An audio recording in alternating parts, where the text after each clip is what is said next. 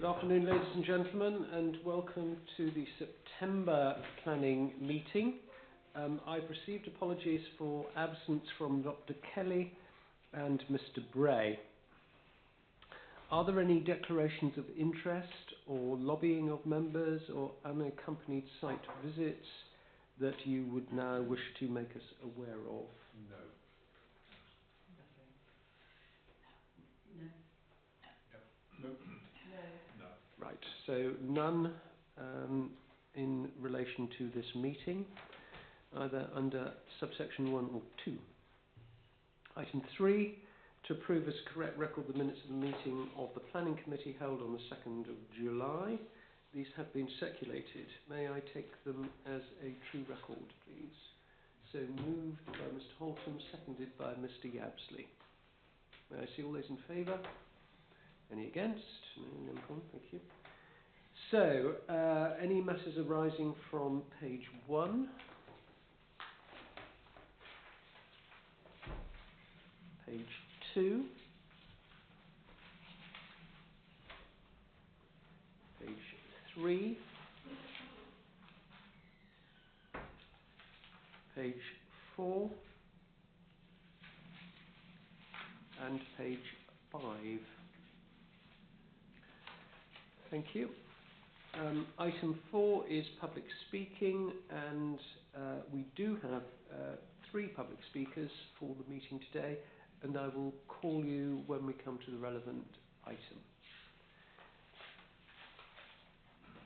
So we move then to item 5, development management, and our first application that we have to consider this afternoon under agenda item 5.1 is 625-24003, the proposed siting of 28 ground-mounted solar panels for domestic use within an agricultural field at Badgery Cottage or Linton. And this is going to be presented by Mr. Parsons, who I would like to welcome to the meeting. Mr. Parsons. Thank you. As you mentioned, the first item is an application for planning consent for the erection of 28 solar panels within a field adjacent to Badgeworthy Cottage, which is a Badgeworthy Cottage is a two-storey detached dwelling house constructed in the 1980s and located to the north of Cloud Farm. The solar panel array is stated to be used solely for the generation of electricity, which is to be used by Badgeworthy Cottage for domestic purposes only. The array consists of 28 panels which will be connected to a battery which will be used to store energy for the house and an EV charger. The total power output of the panels will be 12 kilowatt hours in total.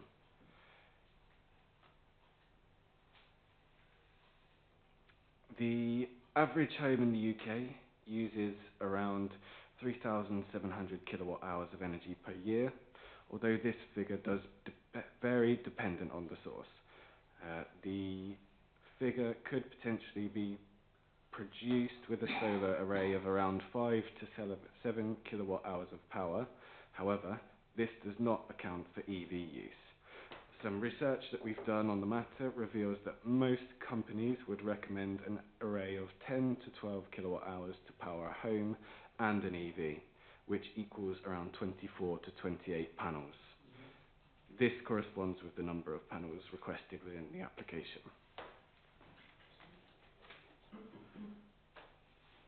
The initial submission of the application proposed that the panels would be sited in a horizontal line running roughly east to west.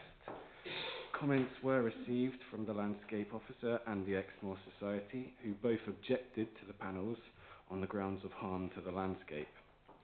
In this orientation, the panels would be visible from various viewpoints throughout the valley.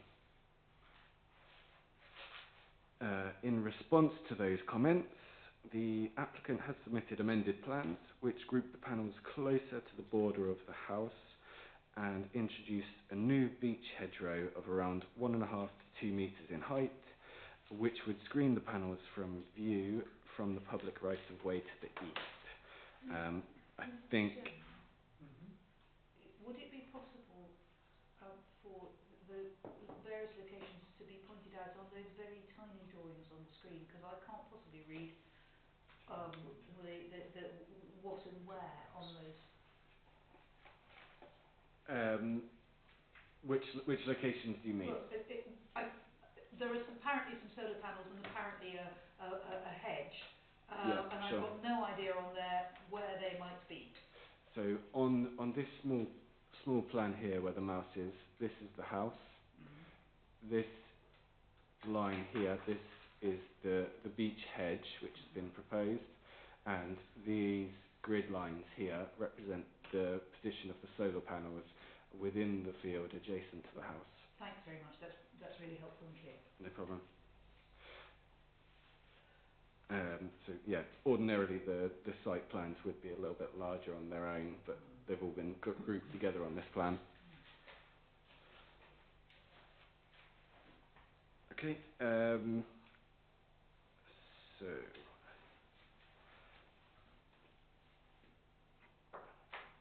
yeah, I've got there.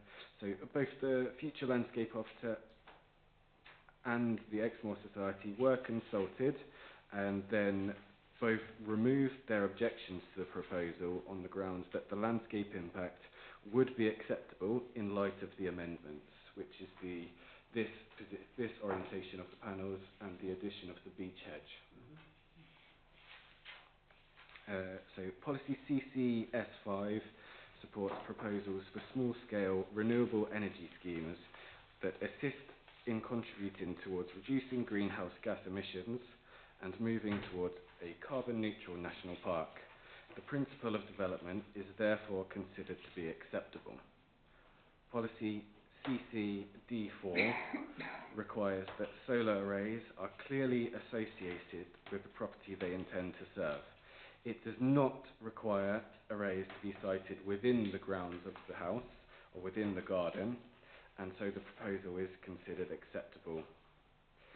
Throughout the life of the application, EMPA have sought clarity as to whether the applicant was seeking to change the use of the land upon which the panels are to be sited. It was confirmed that the applicant did not want to change the use of the agricultural land for domestic purposes. Whilst the panels would be for domestic purposes, the siting of the panels would not necessarily render the land unusable for agricultural purposes, some of which may be able to continue with the panels in situ. The proposed method of fixing the panels has been specified for the agent for the application, and there will be no fixed concrete base within the field, and the frame legs will be adjusted to suit ground levels. So it's proposed that the frame legs would be fixed using ground screws.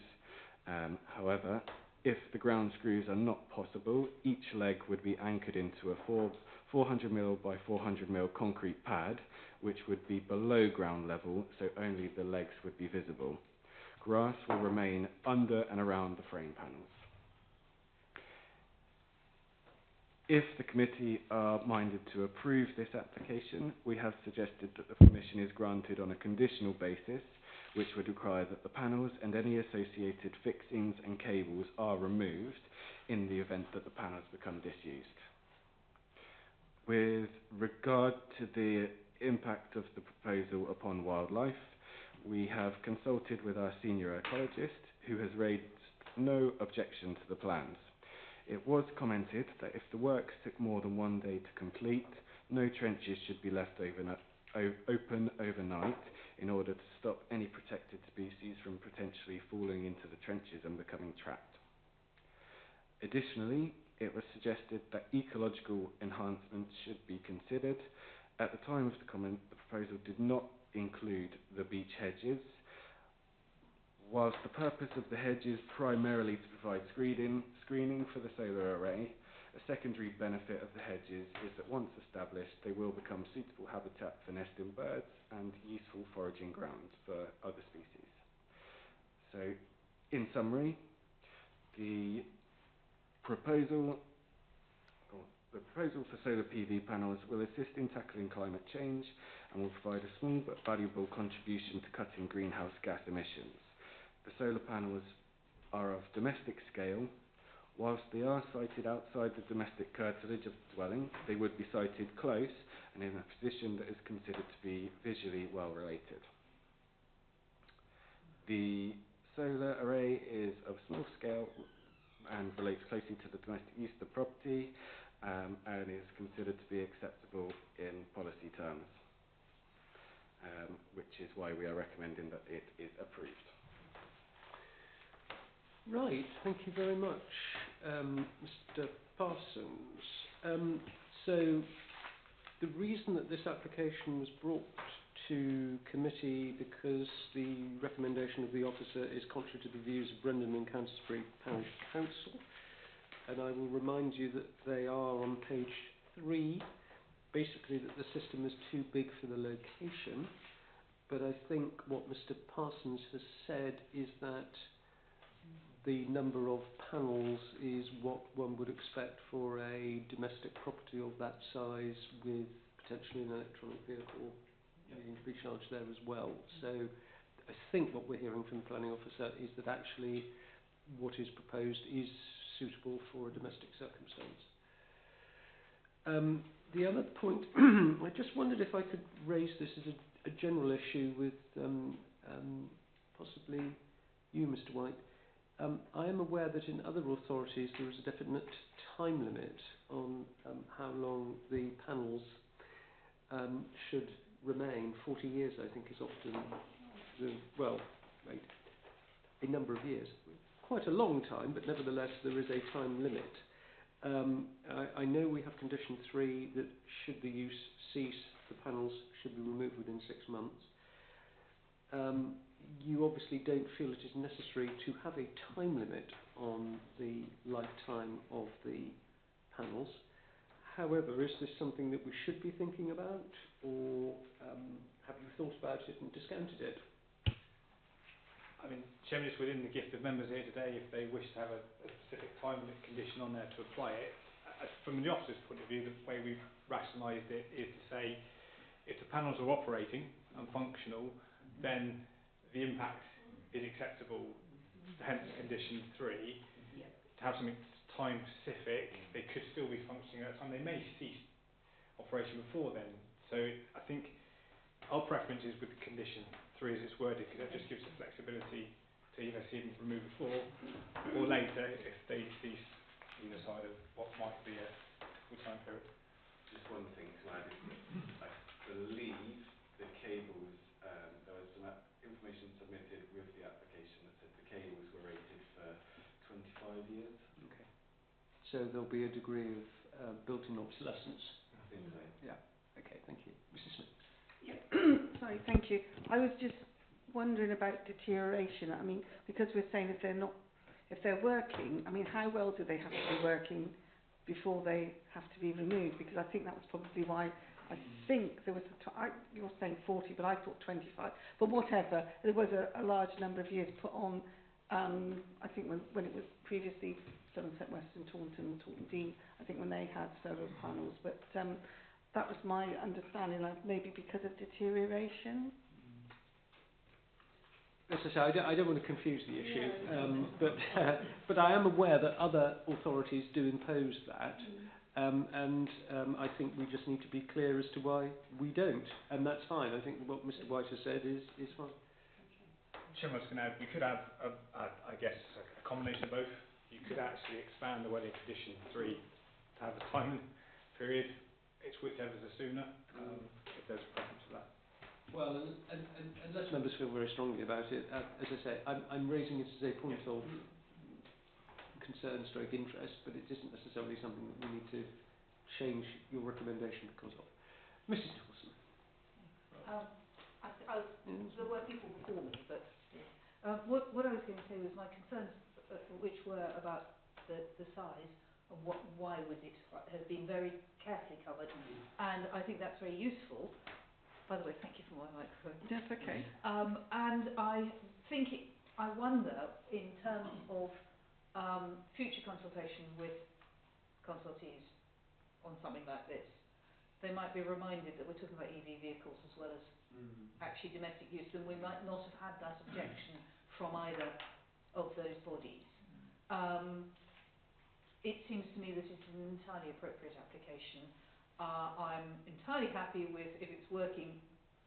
If it doesn't work, take it away or make it work, rather than a specific time limit. And I would therefore like to propose the officer's recommendation. Thank you. Is that seconded? Would you like to speak, Ms. Stacey? Just briefly, Chairman, I think we should be mindful of sustainability and to actually put a time limit on them if they were serviceable, I think would be absolutely the wrong thing to do. You just have to be a little bit careful. We've got a clause that says if they are no longer used, they can be taken away. Well, if they fail and they're replaced, we have to make sure that that covers that situation too. It's not the question of they won't, they're not actively being used. If they pack up, but they're replaced, we still want them off site. But I think clause 3 probably does cover that. Yeah, but let's think about sustainability before we put time limits on. Mr. Elson and then Mr. Yabsley. Yeah, thank you. I was curious about the parish council objection and the fact they refer to this 4 kilowatt array as if they were in a position to recommend what is the most appropriate output of array for a house in this particular house, which I would suggest they were not able to do. And again, I think this is a call for maybe a little bit, as you said earlier, a bit more training and guidance, I think, as more of these schemes come up. It's not just the EV, it's also the air source heat pump. I reckon this array will produce about 14,000 kilowatt hours a year. So, rough round figures, 1,000 to 1,200 kilowatt hours per month. 4-bedroom house in Exmoor, that sounds about right. I think with the battery and everything, they'll just about make it work. But even then, with the air source heat pump, they'll still be taking from the grid. So it is not an over the top. But if you looked at the actual energy profile, they'll be exporting to the grid at some times, and then there'll be other times when they'll be short. That's just the nature of the thing. So I think that is something to do. Had it been roof mounted, because of the orientation, they almost certainly would need more panels to get the same output. So actually that would have a bigger visual effect, not just because they're on the roof, but also you would need more of them to get that same output. And that's, I think, also worth mentioning. So it just seems to me that I absolutely agree. I think there's something here that we just need to record, that I think we need to think about how we maybe just brief some of the parish councils on this. Thank you. Thank you. Mr. Yabsley. Thank you, Chairman. And I would just like to extend my colleagues' comments over here. We don't specifically mention renewal. Is that assumed that if they need renewing, they'll be renewed if technology improves, rather than have to come back again? Thank you.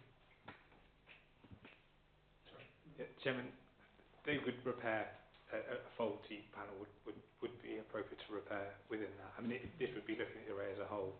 But even, let's say, we got to the point where they had a completely faulty array, if it were a case of then repairing that, you wouldn't get caught by the commission. We've covered it.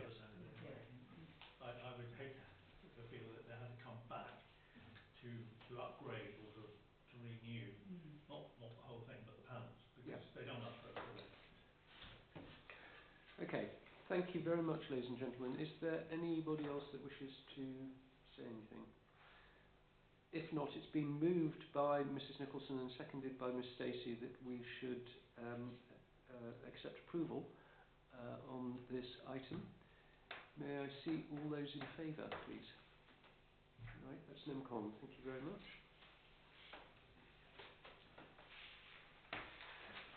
And that brings us to item 62 11 24 005.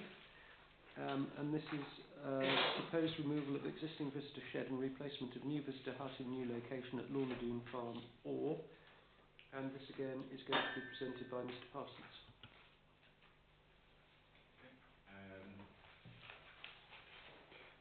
So, as already covered, the second item is an application which seeks consent for the removal and replacement of a visitor shed within the car park of Lorna Doone Farm, which is a Grade 2 listed farm group. The shed which is proposed to be removed is currently sited immediately to the west of the public toilets. The existing shed serves as a welcome station for visitors who are able to obtain information regarding the site and the local area. The applicant has stated that the shed has come toward the end of its natural life cycle, and it is therefore proposed to replace it with another shed, which is proposed to be repurposed from another National Trust site.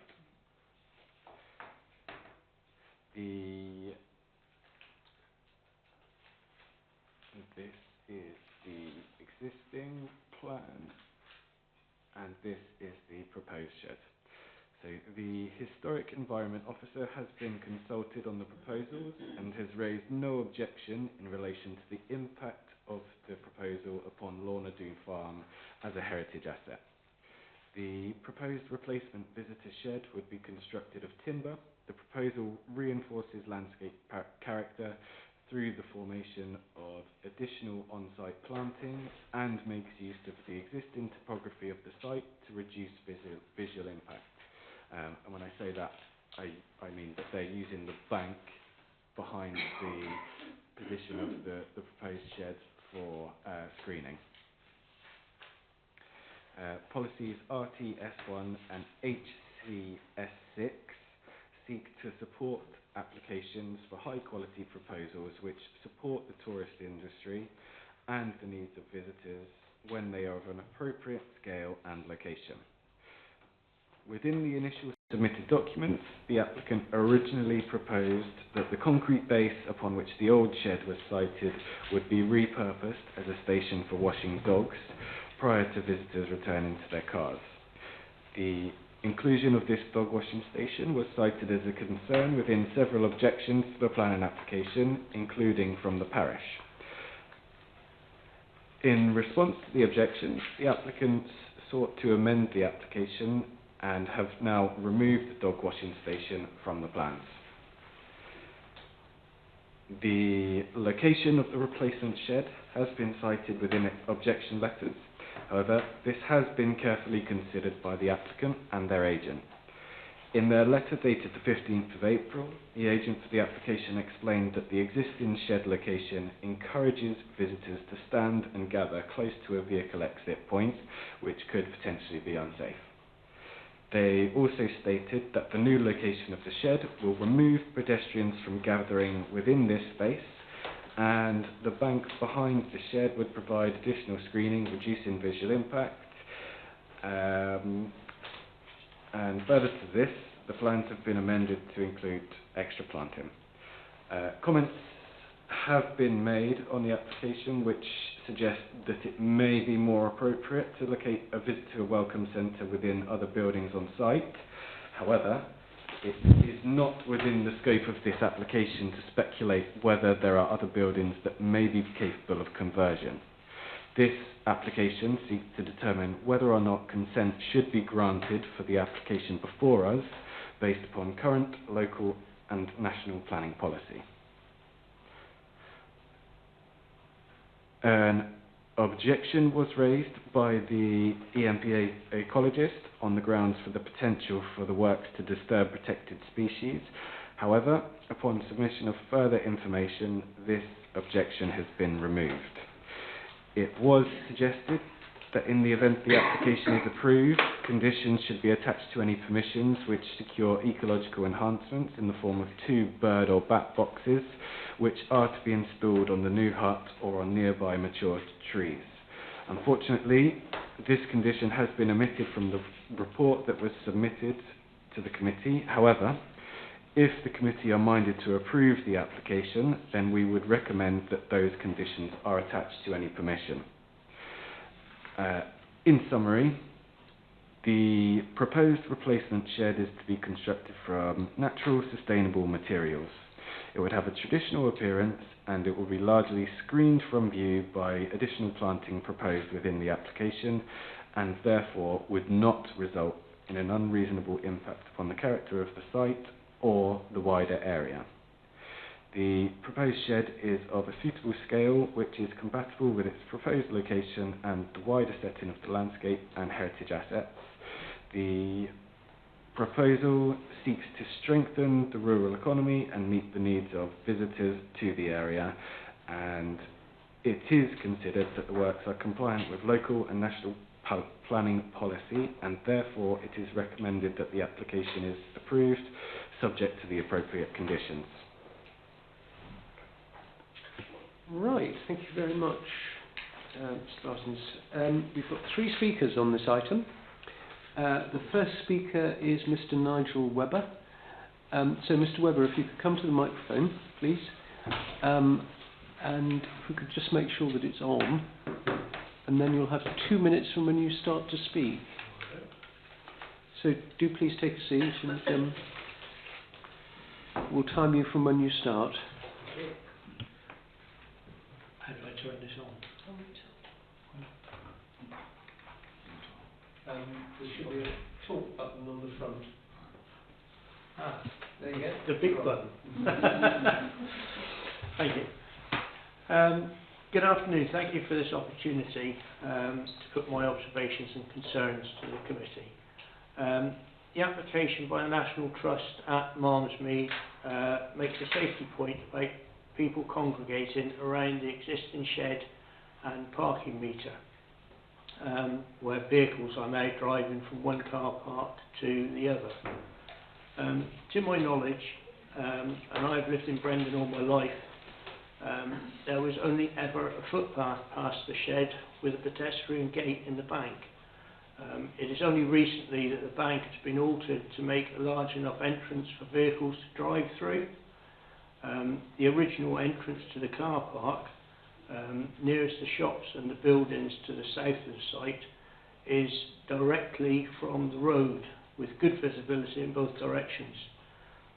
This entrance has recently been blocked off with a large wooden barrier to prevent vehicle access, and therefore forcing cars to squeeze past the hut in question, the parking meter and the toilets also.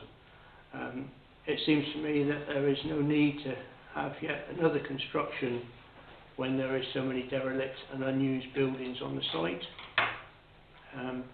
and there would be no safety issue if the entrances and footpaths were reinstated. And then there would be no need for a larger replacement shed. That's all I have to say, really. Thank you very much, Mr. Webber. Thank you.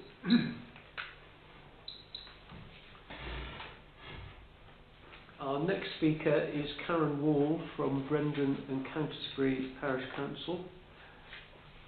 So again, Ms. Wall, you'll have 2 minutes from when you start to speak. If you could just press the talk button on the front. Good afternoon. I'm Karen Wall, Chair of Brendan Parish Council. This matter was considered at length at the recent Parish Council meeting, and I actually did a site visit myself along with other members of the council independently. There are other buildings on that site, and it would be very useful for that possibility to be explored first before putting up yet another building and making it look a bit like Shantytown. Thank you. Thank you.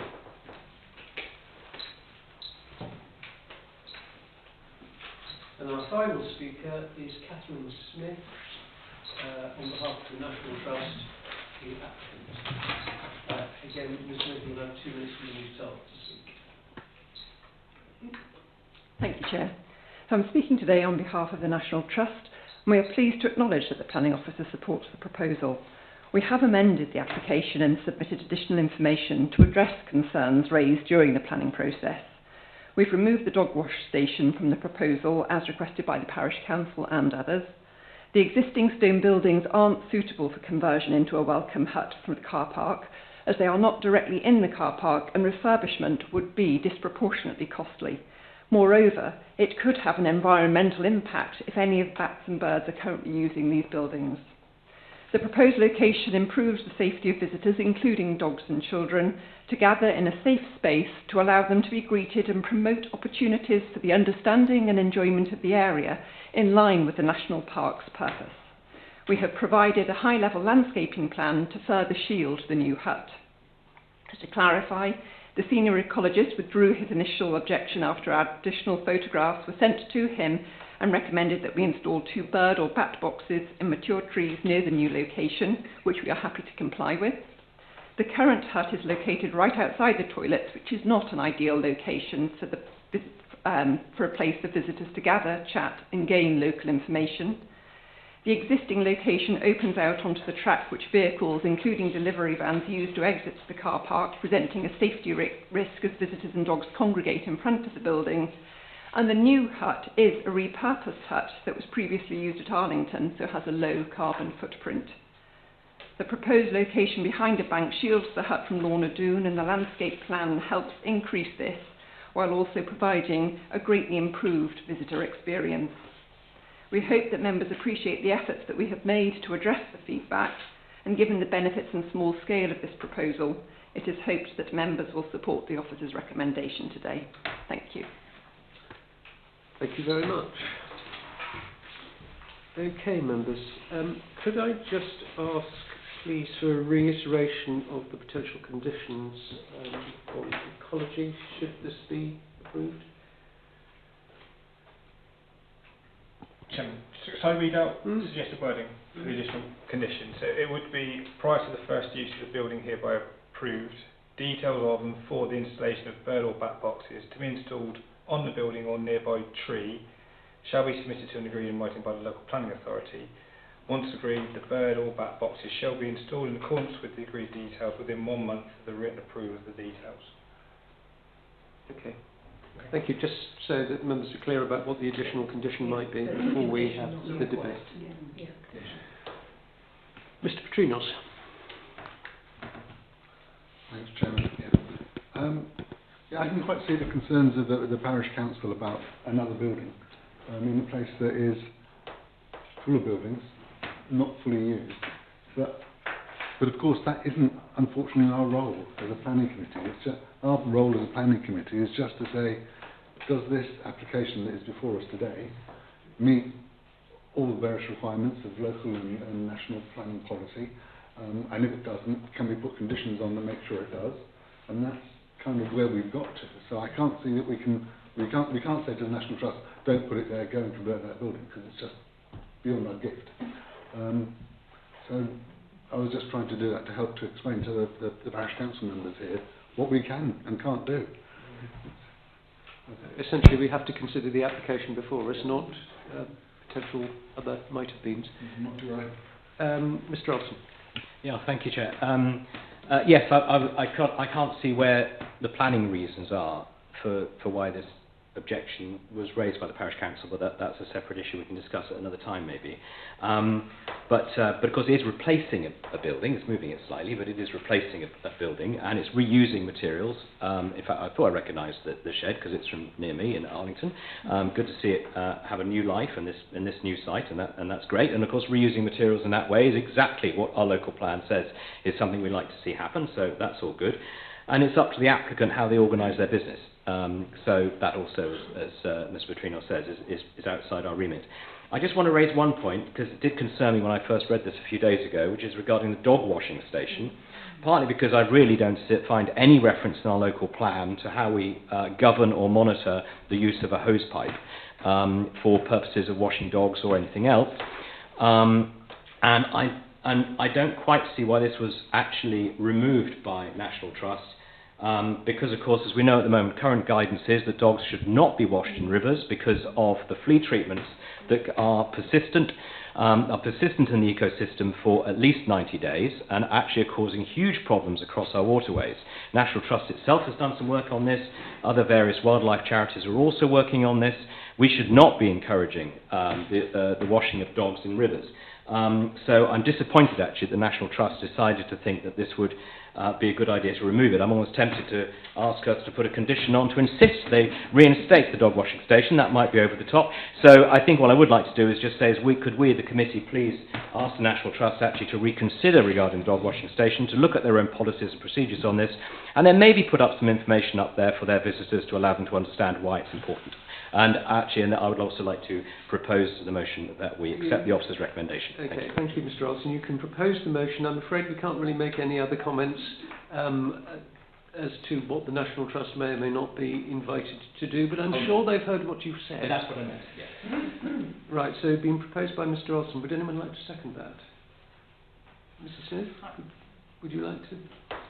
speak? Yeah, thank you. I'm happy to second the proposal. And my issue was about the dog washing as well, because I've been to some meetings where it has been raised as an issue, but I see it's been taken off the planning, so we really shouldn't be discussing it. But, you know, I'd just like to reinforce what Dominic is saying, and hopefully the National Trust is taking notice. Thank you. Indeed. Mrs Nicholson. Thank you. I find myself in a number of minds here. Yes, we have to judge the application in front of us, so that the principal thing here is the impact on the landscape, and the description from one of the speakers of making it look like a shanty town actually is the thing I think we need to think about. I do wonder though whether the planning authority ought to consider in any shape, or can consider in any shape or form, if it is the case, as has been suggested by one of the speakers, that the need to move the shed to a new place was self-inflicted by making other alterations. So, you know, is that something which is relevant to us, to our consideration of what the landscape impact is? And the third thing I want to say is for the future, that if we do have a dog washing policy, and I take the point, we should, if we can, consider the impact on the water supply round and about. We may not be able to do so, but I'm sure we ought to consider what happens to the wastewater, which otherwise would just go straight in the river. So what's the point of having a dog washing station if the water goes in the river? So that's a future consideration if we do have a policy. It's not as simple as saying dog washing station good, river bad, because the water's going to end up there anyway. Well, indeed, it depends how the drainage is there, but that is taking us slightly beyond the remit of this afternoon. But that is for the future. Indeed, we have to consider the application before us, and the recommendation from the officers is that the application is within policy terms acceptable. It's been proposed and seconded. Hear what everybody says about dog wash, and speaking as the owner of a particularly small dog, throwing it in the river is actually not always the best solution anyway. Particularly, in fact, we have lost it once or twice down the river, and we fortunately saw its little eyes poking out, and we managed to retrieve it. However, it's not part of the application. No, it's something about the self-inflicted wound. Yeah, well, the application before us is for the visitor hut. Officers have adjudged that it accords with policy. It's been proposed and seconded. Does anybody else wish to speak further? Right, I don't see anybody. So can I just remind everybody that we have an extra fifth condition relating to ecological gain, which was read out by Mr. White. Okay, so may I see all those in favour of the recommendation to approve? And that is again Parsonage and Collins. So thank you all very much. Thank you, representatives of the public, for coming to speak. There are various issues here, obviously, that have sparked quite a discussion this afternoon. So do feel that your concerns have been properly aired and considered, and thank you very much for bringing them. We do appreciate it very much. Thank you. So, we'll move on then, if we may, to item 6, which is application decisions delegated to the Chief Executive. And we have our very long list now of items, because it's 2 months' worth to look at. So I think I will go through these page by page, if I may. And then, if we have any questions, I'm sure Mr. White will leap to respond to them with his customary expertise. Anything on page 1, please?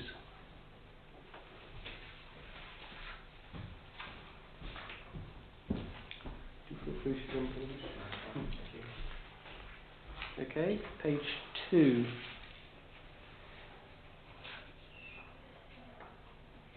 So there's a couple of refusals there in the middle. One at Chapel Knapp, Porlock Weir. And then Woodton Lodge here in the middle of Dalston. Thanks, Chairman. Chapel Knapp, as a member will see, actually was a resubmission of a previously refused application. This is It's a site where we have particular issues under policy RTD4 and whether it complies with the 4 main elements or points where we allow people to do additional holiday let accommodation, and we're not satisfied it meets those, hence it's been refused. There's no raw land-based business. It's not an existing holiday complex. We anticipate an appeal, so it'd be interesting to see how that's tested when it gets to that point, if it gets to that. The other application at Woodton Lodge, that was an interesting one. It's a prior notification for the change of use of office space above a shop to residential accommodation. Our scope of consideration is more limited. In this case, we can look at waste management, and they were seeking to rely on land outside their control to manage their waste, which caused a problem. It's now been resubmitted, looking at managing waste within their ownership. That's ongoing at the minute. Environmental Health will probably be a key consultee there, so that's still ongoing.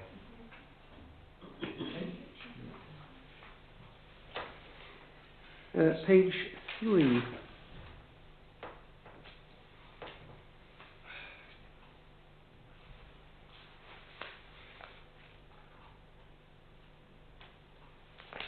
Page 4. Second one at... Where is it? It's also like Crossways Calico. yeah, and again, on the Salisbury. yeah, Fullerford. It goes by various different names.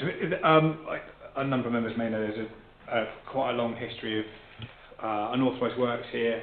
We do have a confirmed enforcement notice out on the site as well. Subsequent to that enforcement notice, this application was submitted. It sought to address some of the issues under the enforcement, but also added a new building as well. Which you can see officers weren't convinced by the building. It did raise issues in terms of character into the landscape. There's also complications because it's part of a county wildlife site. We did have concerns about actually how well it was demonstrated in terms of need. So it has been refused. We have had subsequent discussions. They can continue. We obviously also have ongoing concerns with regard to the outstanding enforcement notice. So it's a site that takes quite a bit of our officers' time. It's one we continue to work through, and it will play out as it plays out, but it's ongoing.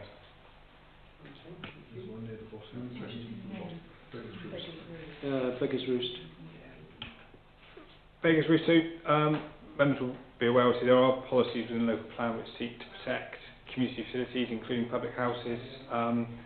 In this case, the scheme was simply to change the use of the public house to residential accommodation.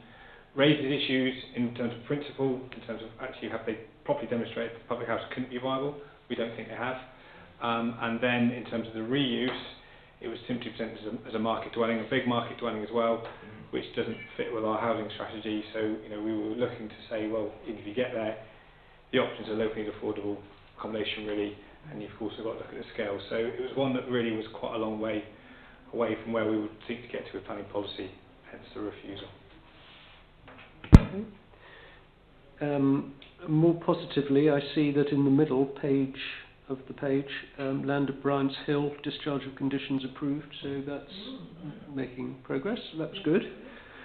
On page 5, then, we have a few refusals, and I suspect members will want to know about them. Thank you, Chairman. Yes, first one, where the Lodge asked a CLOPID or certificate of lawfulness for a proposed use or development. They were simply proposing to replace their windows.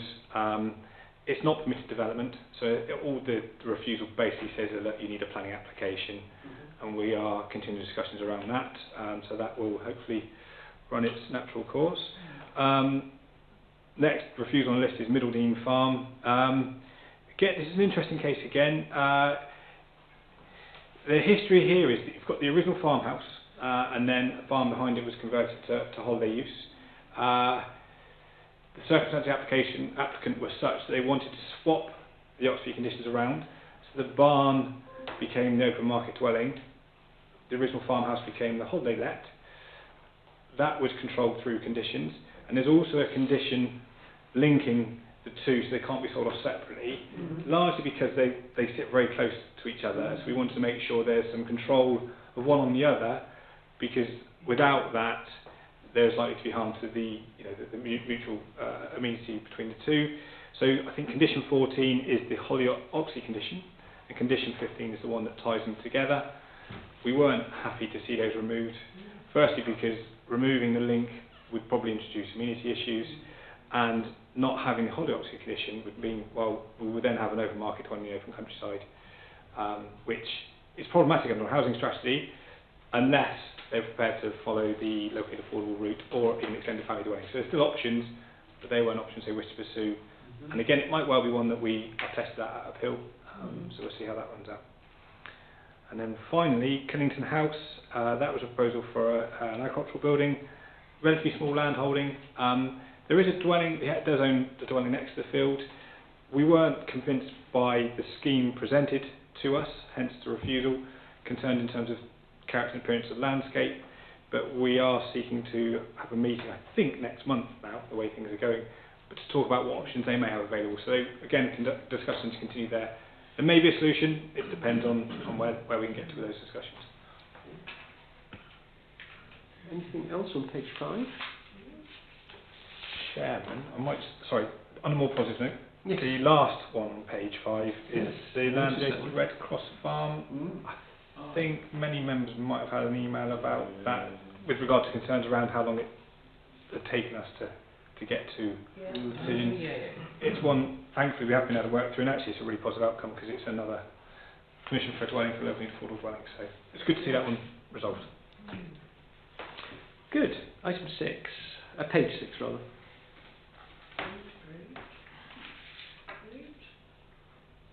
Just because they're approved doesn't stop us asking questions about them, but I know the tendency is to be more interested in the refusal. Nothing on page 6. Page...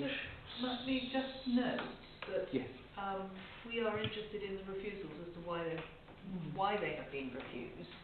There is a public and possibly governmental perception that members are interested in turning things down.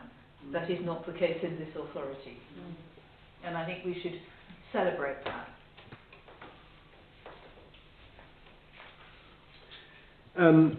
Okay, page 7, the first one there is the refusal at West Holcombe Farm, Hawkridge.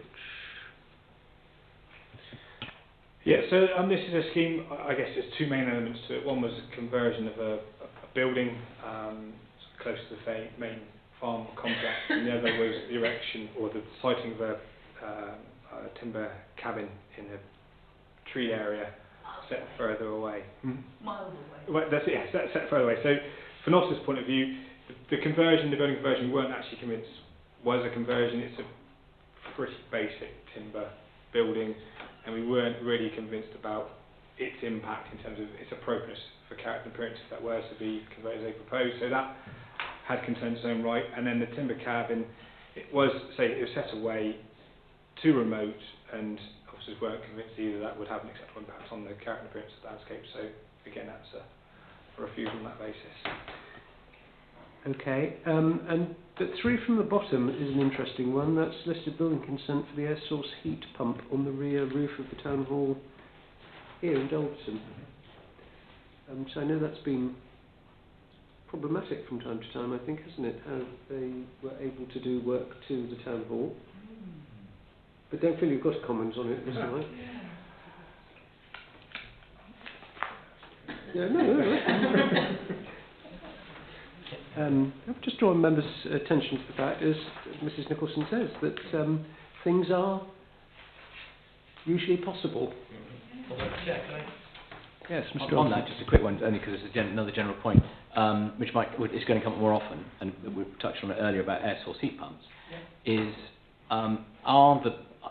our objections, as it were, in terms of our concerns about an application or other people's concerns about, are they to do with noise or visual impact more, do you think? Good question. It's both. Yeah? Yeah, I think I'd follow what Stephen says on that. And from our point of view, from our policy point of view, Yeah. what? Well, it could be either or. I mean, Yeah. invariably they aren't. I mean, quite often they're okay, but I mean, I imagine, you know, you kind of think the main thing's really it's going to be a noise or a visual impact issue, isn't it?